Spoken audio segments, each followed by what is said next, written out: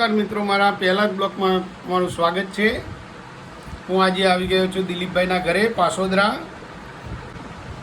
આવી ગયો છે અને બતાવું છું ફેસબુક ને બધું। મારા આટલા ફોલોવર છે, મારી આ ફેસબુકની આઈડી છે, મારા આટલા ફોલોવર થઈ ગયા છે। બોલો। આ છે દિલીપભાઈ, છે મારા ખાસ મિત્ર। આ છે એમનો છોકરો। હેલો ગાઈસ, આ મારો છોકરો છે। આ દિલીપભાઈના ઘરે હું બેઠેલો છું। થોડીક વિડીયોની જાણકારી માટે આવ્યા છે, જાણકારી લઈ છે ને વિડીયો સાથે સાથે બનાવે છે। પહેલો જ બ્લોગ બનાવીએ છીએ અને એમનો છોકરો અત્યારે ચાલુ જ છે, નવો બ્લોગ બનાવે જ છે। આ તમે જોઈ શકો છો, દૂધ છે, પાસોદરા ગામ છે, સિનરી જોઈ શકો છો તમે,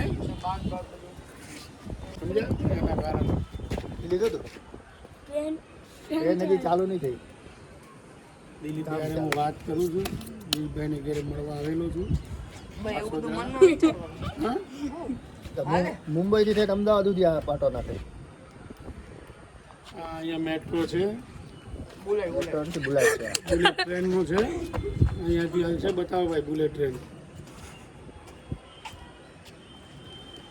પાસોદરામાં મકાન લેવા જેવા છે। બુલેટ ટ્રેનનું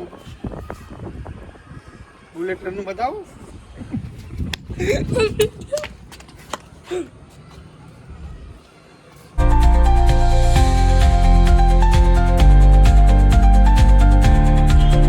જે મારો છોકરો શીખે છે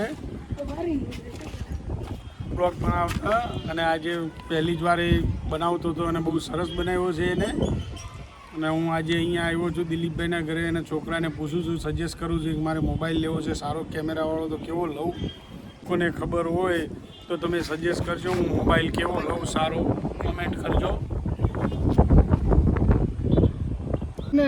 કેડીરામથી નીકળી જાય આજે બીજા અમારા બધા પપ્પા ગૂગલમાંથી નવી ફોન વાળી બંદૂક લઈને આવી ગયા છીએ। દિનેશલાલ હા, તમે જોઈ શકો છો, કોઈ સામે આવે તો અહીંયાથી નંબર ગોળી આલું? છૂટી। આપણું પણ ગામમાં રહેવાની મજા આવે એવું હો ભાઈ, જોરદાર।